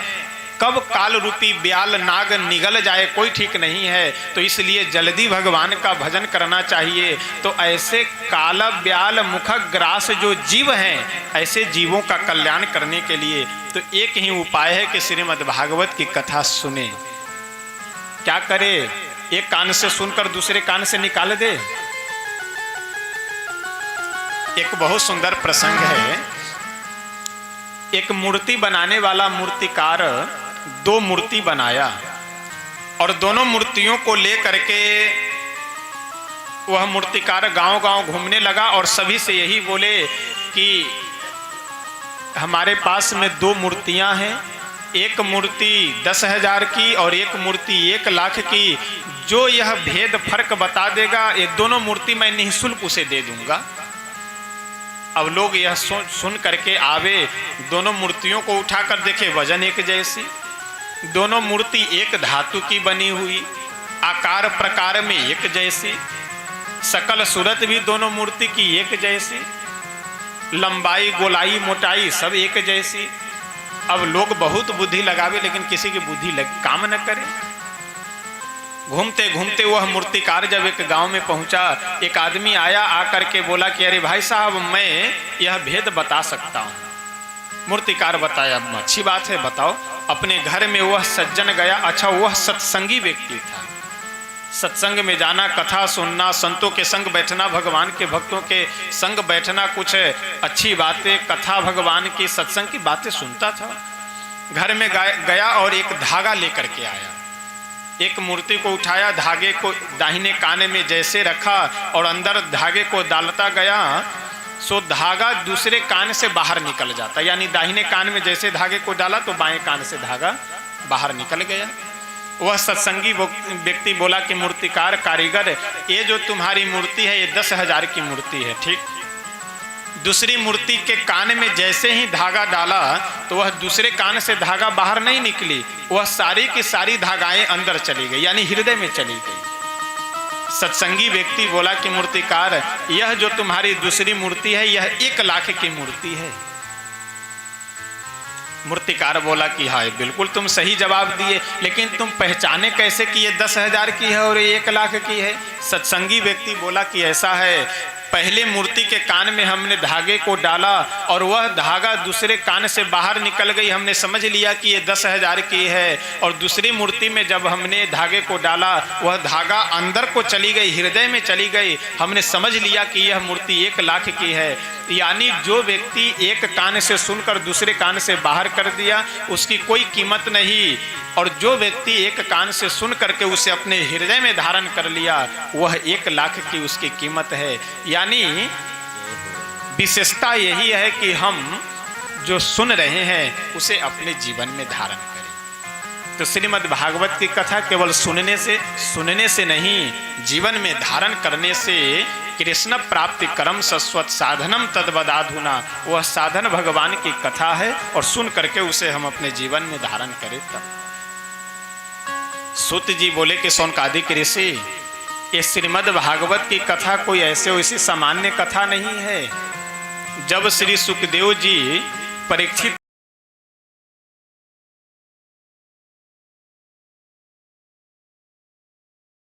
यह कथा सुनाना आरंभ करने वाले थे, उसी समय देवता लोग अमृत का कलश लेकर के आए और श्री सुखदेव जी से बोले कि हे सुकाचार्य जी, यह जो कथा आप परीक्षित को सुनाने जा रहे हैं, सो मैं अमृत लेकर के आया हूँ, परीक्षित को अमृत पिला दीजिए। तो तक्षत नाग क्या, कोई भी नाग काटे इनकी मृत्यु नहीं होगी, और जो श्रीमद् भागवत की कथा रूपी अमृत इन्हें पिलाने जा रहे वह आप हमें पिला दीजिए। अब यहाँ ध्यान देने योग्य बात यह है कि देवता लोग बैठ करके कथा सुन ले, क्या दिक्कत है? जैसे परीक्षित कथा सुन रहे हैं उसी तरह से देवता लोग भी सुन ले। लेकिन ये कहने का क्या मतलब है कि आप प्रपास्यामो वयम सर्वे श्रीमद् भागवतामृतम, यह भागवत की कथा रूपी अमृत हमें सुना दीजिए। यहाँ भाव यह है कि देवताओं की यह इच्छा है कि सुखदेव जी चले हमारे यहाँ स्वर्ग में, और हमारे यहाँ स्वर्ग में चल करके संकल्प लेकर के हमें भागवत सुनावे। क्योंकि हमारे यहाँ शास्त्र में यह नियम है कि कोई भी, चाहे वह संध्या वंदन हो, चाहे भगवान को भोग लगाना हो, चाहे भगवान के यहाँ दर्शन करना हो, या कोई भी पूजा पाठ बिना संकल्प के वह पूरा नहीं होता है, अधूरा माना जाता है।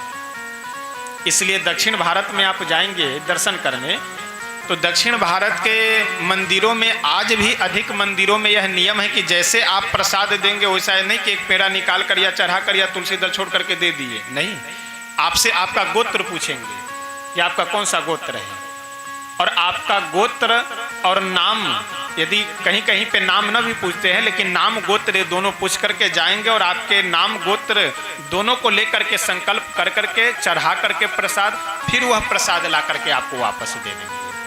तो हमारे यहाँ संकल्प का महत्व है। देवताओं की क्या इच्छा है कि श्री सुखदेव जी महाराज हमारे यहाँ स्वर्ग में चले और संकल्प लेकर के, यानी संकल्प के साथ में हमें श्रीमद् भागवत की कथा सुनावे, ताकि इसका जो वास्तविक फल है वो हमें मिल सके। यह भाव है श्री देवताओं को कहने का कि प्रपास्यामो वयम सर्वे, आप हमको सभी देवताओं को कथा सुना दीजिए, और बाकी ये जो अमृत है यह श्री सुखदेव जी महाराज से बोले कि परीक्षित को सुना दीजिए। सुखदेव जी महाराज क्या किए, गए सुनाने? नहीं, यही विशेषता होती है कि एक बार यदि संकल्प लेकर के कहीं बैठ गए तो दोबारा वहां से नहीं उठना है, चाहे जितना बड़ा भी ऑफर आ जाए। सुखदेव जी महाराज कहते हैं कि अरे मूर्खों, क्व सुधा क्व कथा लोके क्व काचः क्व मणिर्महान् ब्रह्मरातो विचार्यैव ततो देवान् जहासः। क्व सुधा क्व कथा लोके क्व काचः क्व मणिर्महान्। कहाँ? अच्छा, यहाँ ध्यान दीजिएगा, सुखदेव भगवान क्या कहते हैं कि देख, सीसा और मणि ये दोनों की एक समान, जैसे हीरा और कांच यानी सीसा एक समान आपको दिखाई पड़ेगा, आप दोनों में भेद नहीं समझ सकते। यदि कोई ठीक ठाक परखने वाला व्यक्ति नहीं है तो हीरे और शीशे में वह अंतर नहीं समझ सकता है, लेकिन हीरे की कीमत बहुत अधिक है और शीशे की कोई कीमत नहीं है। सुखदेव भगवान बोले कि हे देवताओं, तुम जो अमृत लेकर के आए हो, ये तुम्हारा अमृत क्या है? ये शीशे के समान है, कांच के समान है, और यह जो भगवान की कथा है, श्रीमद् भागवत कथा रूपी जो अमृत है, ये क्या है? ये हीरे के समान है। तो जैसे शीशे और हीरे की कोई आपसी तुलना नहीं है, उसी तरह से तुम्हारे इस अमृत और इस भागवत कथा रूपी अमृत दोनों की कोई तुलना नहीं है। इसलिए देवताओं का उपहास करके और श्री शुकाचार्य जी महाराज सबको डांट कर फटकार कर वहां से भगा दिए कि चले जाओ, तुम यहाँ तुलना करने के लिए आए हुए हो। श्री सूत जी बोले कि शौनकादिक ऋषियों, जानते हैं आप लोग, श्रीमद् भागवत की कथा सुन करके जब सुखदेव जी को मोक्ष की प्राप्ति हुई तो ब्रह्मा जी यह देख करके आश्चर्य में पड़ गए कि अरे राम राम, बताओ, एक ग्रंथ की कथा सुन करके सुखदेव जी को मोक्ष की प्राप्ति हो रही है, इसका मतलब श्रीमद् भागवत का बहुत ही महत्व है। श्री सूत जी बोले कि ऐसा है, राज्यो मोक्षम तथा वीक्ष्य पुरा धाता विस्मितः सत्यलोके तुलां बद्ध्वा तोलयत् साधनान्यजः।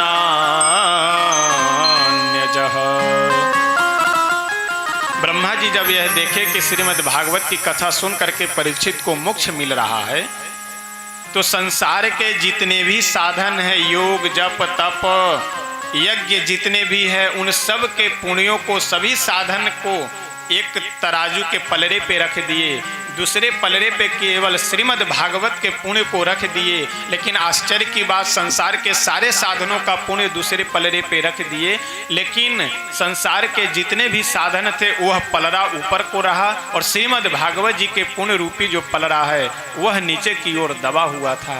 यह देख करके राज्यो मोक्षम तथा भिक्ष पुरा धातापि विस्मित, ब्रह्मा जी भी आश्चर्यचकित हो गए। श्री सूत जी बोले कि हे सौनकादिक ऋषि, यह जो कथा है ना, इस कथा की महिमा इतनी है कि एक बार की बात है, इस कथा का श्रवण श्री नारद जी महाराज एक बार अपने बड़े अग्रज, अपने बड़े भाई सनक, सनंदन, सनातन और सनत कुमार सनकादिक ऋषियों से पूछे थे। सनकादिक ऋषि बोले कि हे सूत जी, सौनकादिक ऋषियों से, श्री सनकादिक ऋषियों से नारद जी का किस प्रकार से मिलन होता है और किस तरह से सनकादिक ऋषि नारद जी को भागवत की कथा सुनाते हैं, यह सब प्रसंग मैं अच्छे से सुनना चाहता हूं, आप हमें विस्तार से सुनाइए। सूत जी महाराज बोले कि ऐसा है, एक बार की बात है, एकदा ही विशालाया चत्वार ऋषयो मला सत्संगार्थम समायाता ददृशोस्तत्र नारदम।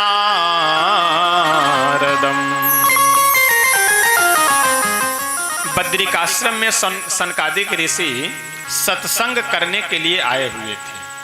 अच्छा, यहाँ ध्यान दीजिएगा, ये जो सनक, सनंदन, सनातन और सनत कुमार चारों भाई हैं, इन चारों भाइयों का केवल एक ही बिजनेस, एक ही व्यवसाय, एक ही कार्य। कौन सा कार्य? कि चार भाई हैं तो कहीं कथा हो रही हो तो चारों श्रोता बन करके सुन लेते हैं, और नहीं कहीं कथा हो रही हो तो एक भाई वक्ता, बाकी तीन भाई श्रोता बन करके कथा प्रारंभ और कथा कहने सुनने लगते हैं। यानी सदैव भगवान की कथा सुनना, यही इनका कार्य है। पंचहायन संयुक्ता, सदैव 5 वर्ष की अवस्था में चारों भाई रहते हैं। पूर्वे शाम अपि पूर्वजा, पूर्वजों के भी पूर्वज होने के बाद भी 5 वर्ष की अवस्था में ही रहते हैं। ऐसे श्री सनकादिक ऋषियों को नारद जी महाराज देखे तो किस प्रकार से देखे? एक बार की बात है, श्री नारद जी पृथ्वी पे आए घूमने के लिए। किस तरह से? किन्हीं ऐसे संत को खोजने के लिए निकले कि जिनके पास बैठ करके हम भगवान की कथा सुन सके, हमारे मन को शांति मिल सके। सत्संग करने के लिए नारद जी भी पृथ्वी पे आए, लेकिन जिन जिन तीर्थों में गए वहां वहां इनको विडंबनाएं दिखाई पड़ी। आश्रम के बाहर लिखा हुआ है कि ये महात्यागी जी का आश्रम है और अंदर में बड़े बड़े महल अटारी बने हुए हैं। आश्रम के बाहर लिखा हुआ है कि ब्रह्मचारी जी का आश्रम और अंदर छोटे छोटे बच्चे खेल रहे हैं। यह सब जब वो विचित्र दृश्य दिखाई पड़ा नारद जी को, तो सोच लिए कि यहाँ तो लिखा कुछ और है, हो कुछ और रहा है, तो इसलिए यहाँ ठीक नहीं है। घूमते फिरते वृंदावन पहुँचे। वृंदावन जब गए तो वृंदावन में जमुना जी में जब जाकर स्नान की और स्नान करके जैसे वहाँ से जाना चाह रहे थे, वैसे यमुना जी के तट पे एक बड़ा ही विचित्र दृश्य दिखाई पड़ा। दृश्य क्या है कि एक नवयुवती महिला अपने गोद में 2 वृद्ध पुरुषों के मस्तक को रख करके और दोनों नेत्रों से अश्रुधारा बहा रही है, रो रही है। उसके आसपास में बहुत सी स्त्रियां खड़ी है, कोई पंखा झल रही है, कोई जल लेकर के खड़ी है। यह दृश्य देख करके नारद जी मन में एक बार सोचे कि चलकर पूछना चाहिए, लेकिन फिर सोचे कि बाबाओं को महिलाओं के बीच में बिना बुलाए बिना कहे नहीं जाना चाहिए। तो जैसे वहाँ से मुड़ करके चले, वैसे तुरंत वह जो महिला अपने गोद में 2 वृद्ध पुरुषों के मस्तक को रख करके रो रही थी, वो दूर से आवाज देती है, भो भो साधो क्षणम तिष्ठ मच्चिंतामपि नाशय दर्शनं तव लोकस्य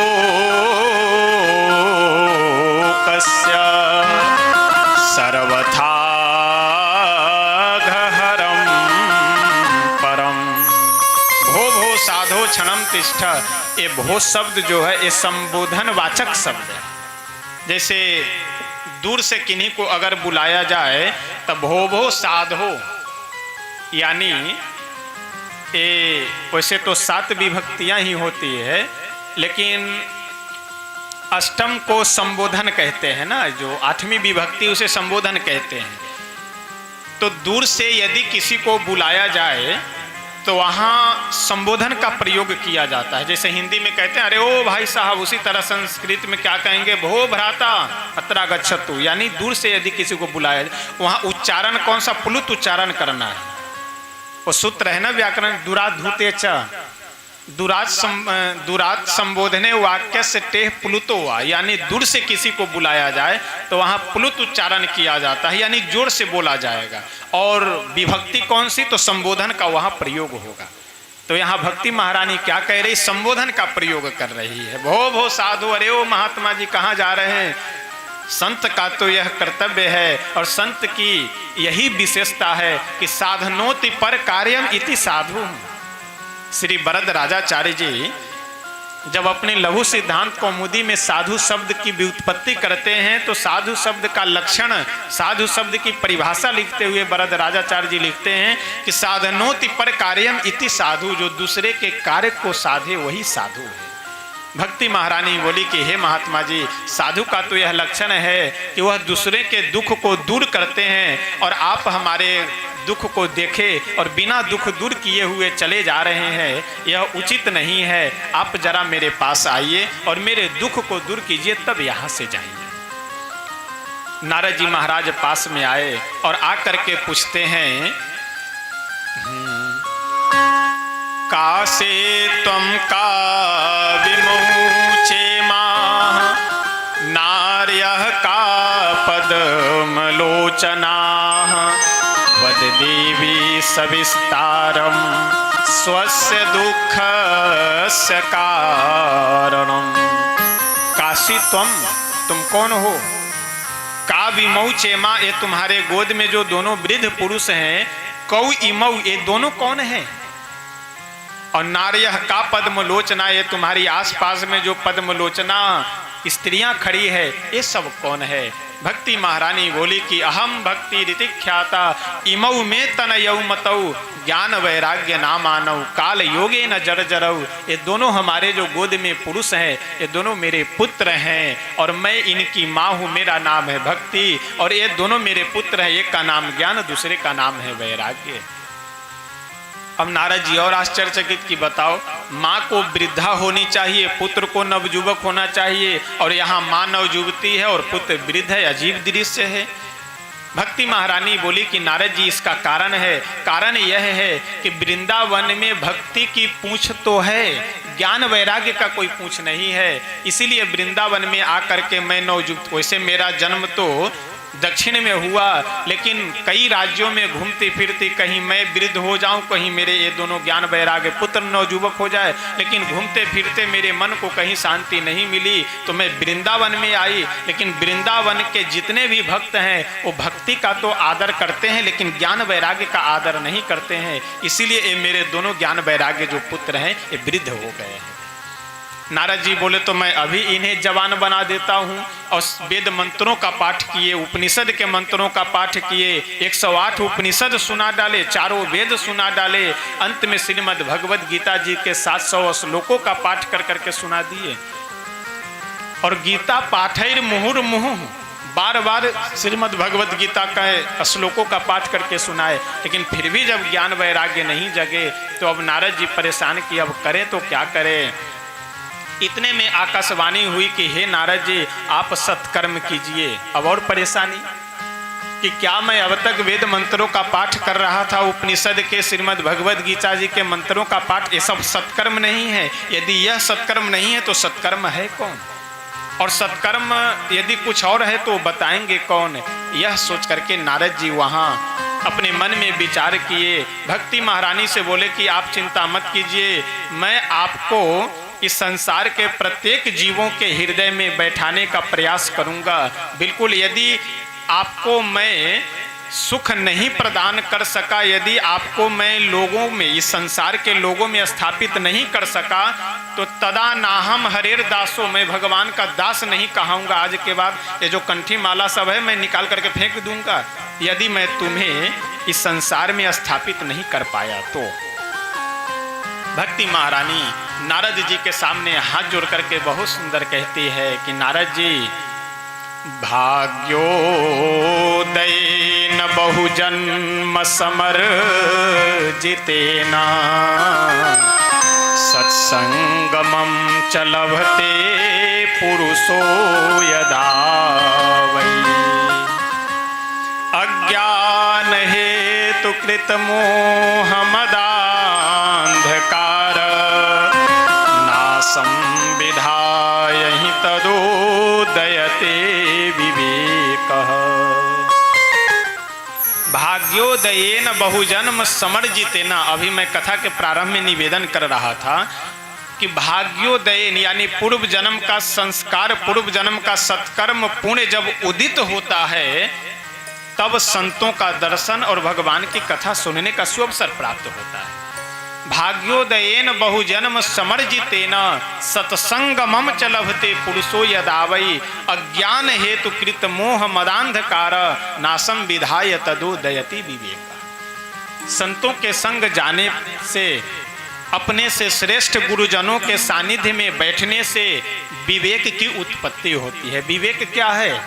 सद असद विवेचनी बुद्धि जो है उसी को विवेक कहा जाता है कि सत्य क्या है, असत्य क्या है, यह निर्णय करने की क्षमता जिस बुद्धि में हो वही विवेकपूर्ण बुद्धि है। तो हम लोगों को अपने जीवन में अवश्य संतों का संग करना चाहिए। और कैसे संतों का? जो पढ़े लिखे विद्वान हों अथवा भगवान के भक्त हों, ऐसे संतों का। और संतों के संग जाने के बाद हम लोगों की समस्या क्या है कि हम लोग तुरंत मकान, दुकान और बिजनेस व्यवसाय का आशीर्वाद मांगने लगते हैं। और कई लोग तो बड़े विचित्र, हम लोग के सामने तो ज़्यादा समस्या, महाराज जी बहुत बीमार हम रहते हैं, तो भैया महाराज जी कहाँ दवाई लेकर के घूम रहे हैं कि आपको दवा दे दें। अगर आशीर्वाद देने से ही बीमारी, 10 रुपये दीजिए और दवा लीजिए, बुखार ठीक, शरीर का दर्द भी ठीक, माथे में दर्द हो रहा, कई लोग आ जाते हैं महाराज जी थोड़ा झाड़ दीजिए, क्या झाड़ दे? तो सर दर्द हो रहा है। अरे 2 रुपए के टेबलेट में जब माथे का दर्द ठीक हो सकता है तो ये मंत्र का प्रयोग और भगवान के नाम का प्रयोग माथा झाड़ने के लिए किया जाएगा। तो इसलिए संतों के पास जाने के हम लोगों की समस्या ये है कि तुरंत हम लोग सांसारिक वस्तुओं का मांग करने लगते हैं, लेकिन ऐसा नहीं है। संतों के पास जाइए तो हम कैसे पूजा करें, कैसे हम अपने जीवन को सतमार्ग पे चलाएं, कैसे हम भगवान की ओर आगे बढ़े, यह प्रयास करना चाहिए हम लोगों को सीखने के लिए। तो आइए, एक बहुत सुंदर कबीर बाबा का भजन है, बस इसी को गा करके फिर वाणी को विराम देंगे। और कल से कथा कितने, 4 बजे से ही? हाँ ठीक है, 4 बजे से 8 बजे तक। और देखिए हम स्वतंत्र कथावाचक हैं थोड़े, तो इसलिए समय के अनुसार लकीर का फकीर बनने की आवश्यकता नहीं है। थोड़े आधे घंटे यदि आगे पे यदि आप लोग बैठे रहे सुनाने के लिए तो हमें सुनाने में कोई दिक्कत नहीं है, यदि आप लोग बैठे रहेंगे सुनने के लिए। और हमारा ये प्रयास रहता है कि यदि आप कथा में बैठे हैं तो आपको ये आभास न हो कि मेरा मन उब रहा है, अब कब ये बंद करते, कब हम चले जाते। क्योंकि कथा का मतलब है, कथा में यदि बैठे तो मन प्रसन्न होकर के जाना चाहिए, लगे कि यहाँ कथा सुन करके आए हैं। और कथा से जाने के बाद भी मुंह लटका हुआ हुआ रे राम राम, 3 घंटा बैठे बैठे शरीर में दर्द, कमर में, तो फिर कथा का मतलब नहीं है। कथा का मतलब कि मन प्रसन्न होकर के कथा से जाए। हमारा ये प्रयास रहता है कि कथा सुन करके हमारा मन तन सब आनंदित हो जाना चाहिए। तो आप लोग यदि आनंद से, प्रेम से यहाँ बैठेंगे शांति से, तो अवश्य आपको आनंद की प्राप्ति होगी, हमें भी आनंद की प्राप्ति होगी। तो इसलिए आधा घंटे, 1 घंटे, 10 मिनट आगे पीछे हो तो उसके लिए कोई परेशान होने की आवश्यकता नहीं है। काम धंधा तो फिर 7 दिन के बाद वह करना ही है, तो इसलिए कामों को भी अगर हो तो आधे घंटे आगे पीछे। भोजन आदि में रात्रि में समस्या हो सकती है, तो भोजन जो आप 8 बजे करते हो तो 9:30 बजे कर दीजिए, तो इससे कोई आपका वजन भी कम नहीं होगा और आप कमज़ोर भी नहीं होंगे 2-4 दिन में। लेकिन भोजन आपको सब दिन करना है, सोना हम लोगों को सब दिन है, अन्य गृह कार्य जो भी है ये सब दिन करना है, लेकिन ऐसा सुअवसर संयोग कभी कभी प्राप्त होता है, तो इसका हम लोगों को अधिक से अधिक लाभ लेना चाहिए। तो इसलिए बिल्कुल आप निश्चिंत होकर के, बहुत आवश्यक इमरजेंसी अगर काम हो तो आप कर सकते हैं जा करके, कोई दिक्कत नहीं है। लेकिन कथा में बैठिए तो बिल्कुल ये छोड़ करके कि दरवाजे पे भैंस बंधी है कि खुल गई, गौ माता बंधी है कि खुल गई, अगर खुल गई होगी तो खोजा जाएगा कथा के बाद में, अगर बंधी होगी तो अच्छी बात है। तो अपने सारे गृह कार्यों से मन को हटाकर व्यवस्थित कर करके तब आप कथा में आइए और आनंद से श्रवण कीजिए। आज से 6 दिनों तक और हम लोग आनंद लेंगे। आइए अपने मन को श्री भागवत भगवान के चरणों में लगा करके एक भजन श्रवण करते हैं, उसके बाद फिर हम अपनी वाणी को विराम देंगे, फिर आरती आदि करेंगे। संतन के संग लाग रे तेरी अच्छी बनेगी, संतन के संग लाग रे तेरी अच्छी बनेगी, संतन के संग लाग रे तेरी अच्छी बनेगी, संतन के संग लाग रे तेरी अच्छी बनेगी, अच्छी बनेगी तेरी बिगड़ी जगेगी, अच्छी बनेगी तेरी बिगड़ी जगेगी, अच्छी बनेगी तेरी बिगड़ी जगेगी, अच्छी बनेगी तेरी बिगड़ी जगेगी, होए तेरो बड़ो भागरी तेरी अच्छी बनेगी, होए तेरो बड़ो भागरी तेरी अच्छी बनेगी, तन के संग लाग रे तेरी अच्छी बनेगी, संतन के संग लाग रे तेरी अच्छी बनेगी।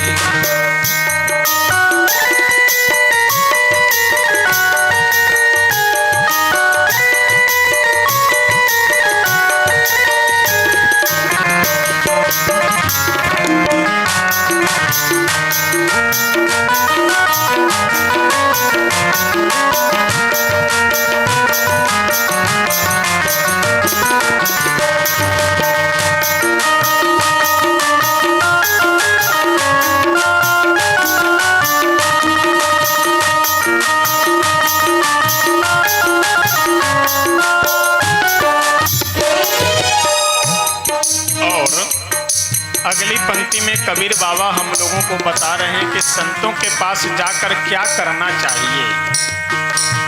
संतन संग करी पुण्य कमाई, संतन संग करे पुण्य कमाई, संतन संग करे पुण्य कमाई, संतन संग करे पुण्य कमाई, राम चरण अनुराग रे तेरी अच्छी बनेगी, राम चरण अनुराग रे तेरी अच्छी बनेगी, संतन के संग लाग रे तेरी अच्छी बनेगी, संतन के संग लाग रे तेरी अच्छी बनेगी।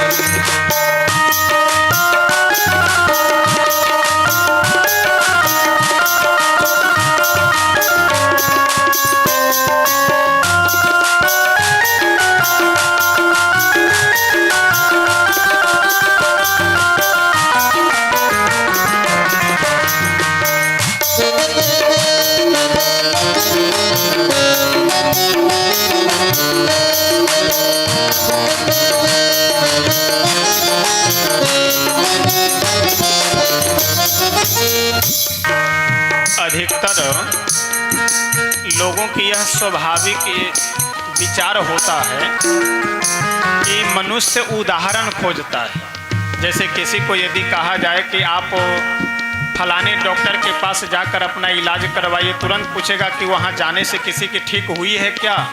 तो अगर 2-4 लोगों की बीमारी ठीक हुई हो तो हम भी जाएं। तो भगवान का भजन करने से कल्याण होता है, मोक्ष होता है। लोग ये पूछते हैं ना कि किसी का कल्याण भी हुआ है। कबीर बाबा से भी किसी ने जा करके पूछा कि बाबा आप कह रहे हैं संतों के पास जाओ तुम्हारी अच्छी बनेगी, तो किसी की बनी भी है? कबीर बाबा बोले बिल्कुल बनी है, नाम नोट करो मैं बता रहा हूँ। ध्रुव जी के बन गई, प्रहलाद जी की बन गई, ध्रुव जी की बन गई, प्रहलाद जी की बन गई, ध्रुव जी की बन गई, प्रहलाद जी की बन गई, ध्रुव जी की बन गई, प्रहलाद जी की बन गई। हरि सुमिरन में लागे रे, जय हो तेरी अच्छी बनेगी। हरि सुमिरन में लागे रे, तेरी अच्छी बनेगी। धन के संग लागे रे, तेरी अच्छी बनेगी। धन के संग लागे रे, तेरी अच्छी बनेगी। अच्छी बनेगी तेरी बिगड़ी जगेगी, अच्छी बनेगी तेरी बिगड़ी जगेगी, अच्छी बनेगी तेरी बिगड़ी जगेगी, अच्छी बनेगी तेरी बिगड़ी जगेगी। ओए तेरो बड़ो भाग रे, तेरी अच्छी बनेगी। ओए तेरो बड़ भाग रे, तेरी अच्छी बनेगी।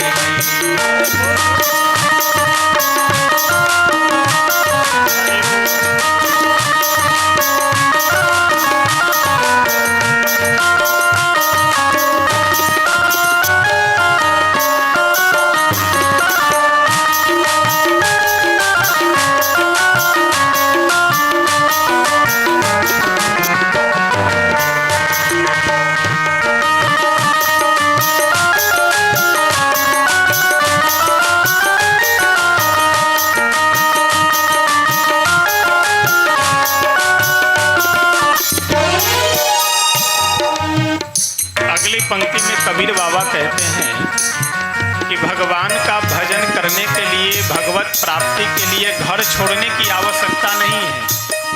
घर में जो आसक्ति है हमारी, घर में जो मन लगा हुआ है उसे हटाने की आवश्यकता है। हम लोगों की समस्या क्या है कि घर में हुआ खटपट तो चलो बाबा के मठ पर, और मठ पर हुआ काम तो चलो रमते राम।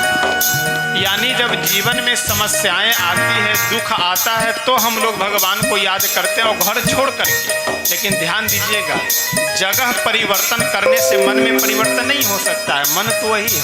तो परिवर्तन मन में करना है, घर में जगह परिवर्तन नहीं करना है। वही कबीर बाबा कहते हैं कि आप जहाँ है, जिस स्थिति में है, वहीं पे आप भगवान का भजन कीजिए। क्या करना है?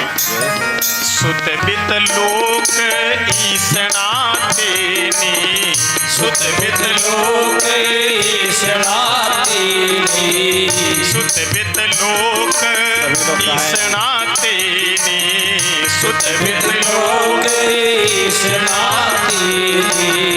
त्याग सके तो त्याग रे, तेरी अच्छी बनेगी। त्याग सके तो त्याग रे, तेरी अच्छी बनेगी। त्याग सके तो त्याग रे, तेरी अच्छी बनेगी। त्याग सके तो त्याग रे, तेरी अच्छी बनेगी।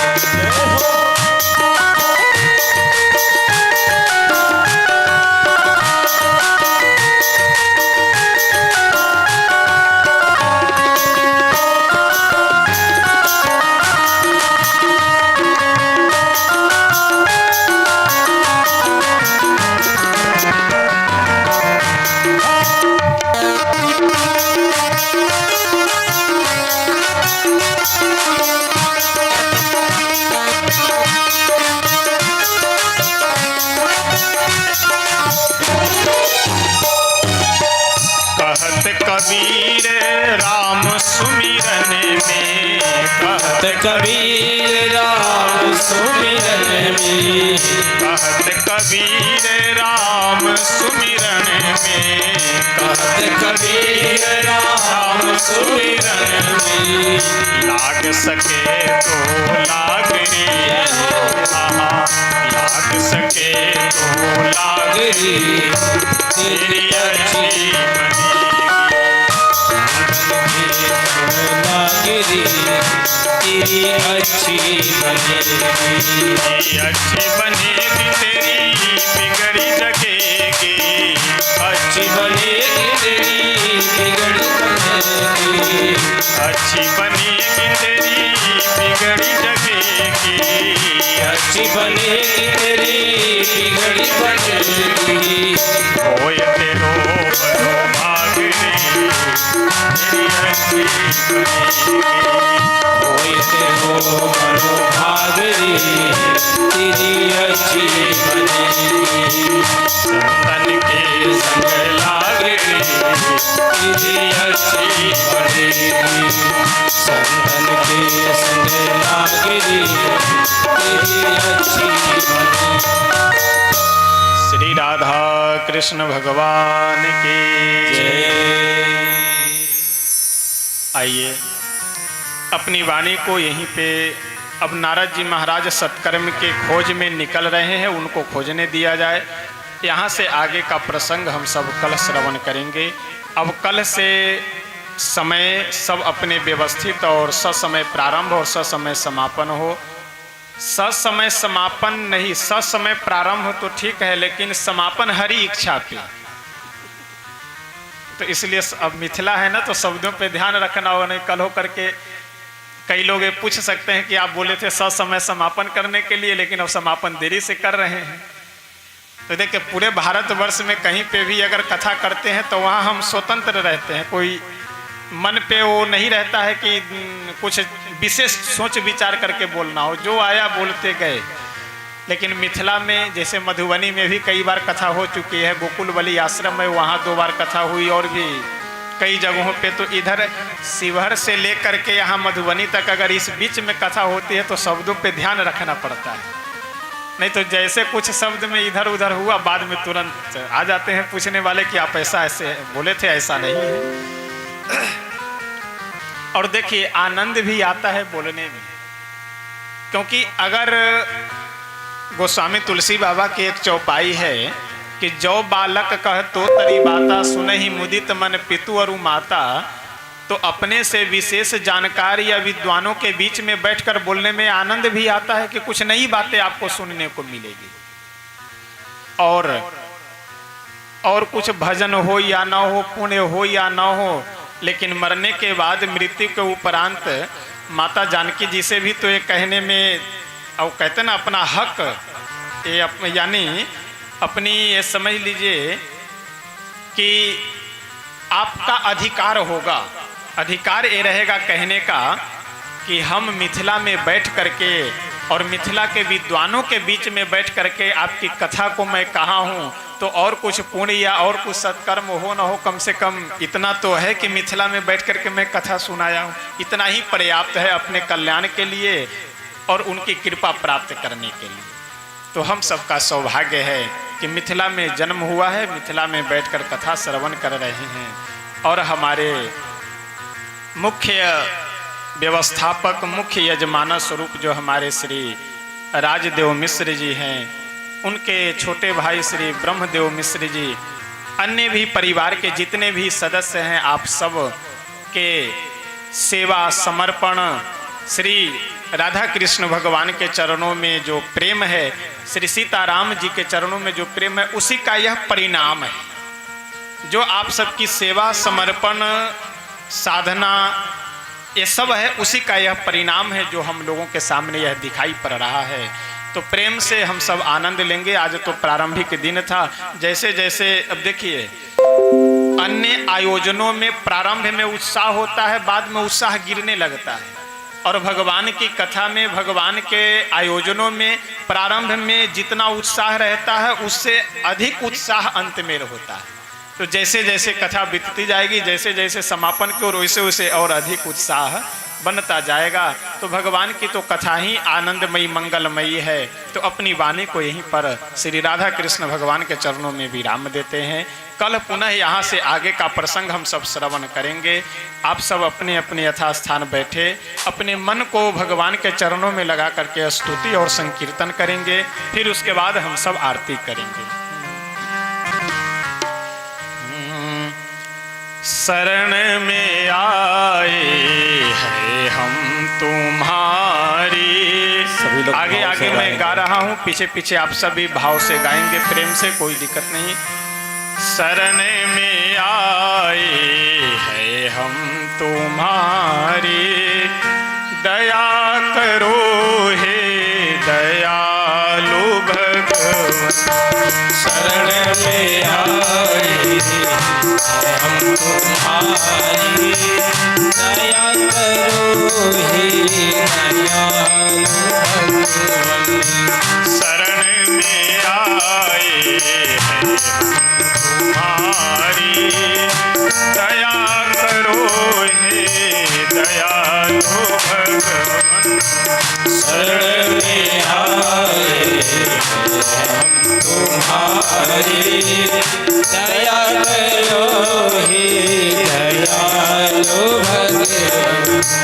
सुधारो बिगड़ी दशा हमारी, दया करो हे दयालु भगवान।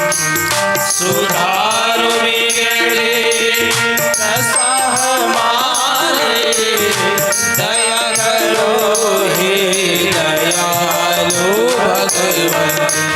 सुधारो बिगड़ी दशा हमारी, दया करो हे दयालु भगवान। सुधारो बिगड़ी दशा हमारी, दया करो हे दयालु भगवान। शरण में आए तुम्हारी, दया करो हे दयालु भगवान।